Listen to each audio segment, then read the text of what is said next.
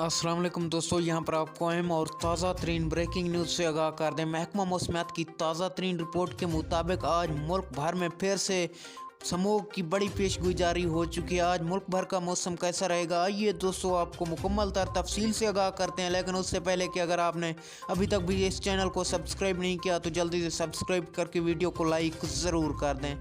जी हाँ दोस्तों, आपको आगाह कर दें, महकमा मौसमियात ने फिर से पाकिस्तान भर के लिए ज़ोरदार स्मॉग की पेशगोई जारी कर दी। पाकिस्तान के बलाई इलाके स्मॉग की लपेट में रहेंगे। महकमा मौसमियात की ताज़ा तरीन रिपोर्ट के मुताबिक सिंध भर में फिर से बारिश की पेशगोई जारी हो चुकी है। आइंदा 2 दिन तक पाकिस्तान के बड़े शहर कराची में भी बारिश की बूंदाबांदी हो सकती है। और आपको बताएं, महकमा मौसमियात ने पंजाब के बेशतर इलाकों के लिए बारिश की भी पेशगोई कर दी। खास तौर पर शुमाली इलाकों में बारिश के इम्कानात बताए जा रहे हैं। Thanks for watching my video.